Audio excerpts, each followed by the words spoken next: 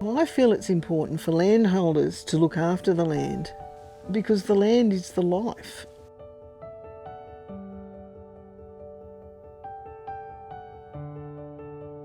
My name is Dianna Bisset and I live at Rocklily, and we call the place Rocklily Wombats. We're a wildlife refuge at Wombian Caves. So it's just a really special place to be. We call ourselves being gently lost here.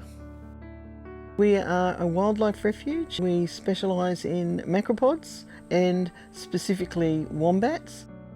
We also treat mange in our wombats, and we help and train landholders and farmers across the state to treat their manged wombats.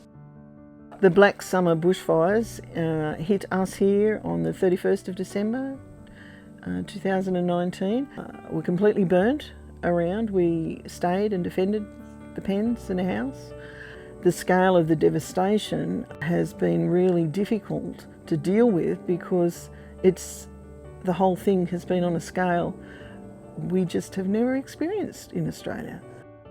Immediately after the fires, it was silent, dead silent. There was nothing to eat. There was nothing to drink. The whole environment is completely changed, and it's a challenge for what's left. And it's really great to find ways of reconnecting the wildlife with the environment and just getting it to try and rework again. We decided we needed nest boxes because we had no hollow-bearing trees really left, and we had K2W help us with the funding for the glider boxes. So we then designed these boxes and started cutting them up, and then got some teams in and making them. So we ended up with 50 different nest box tubes for what we knew was here after the fire. So it's great feeling that we are part of the vision of the Greater Eastern Ranges in our work with wildlife and the environment, and just connecting with everyone else.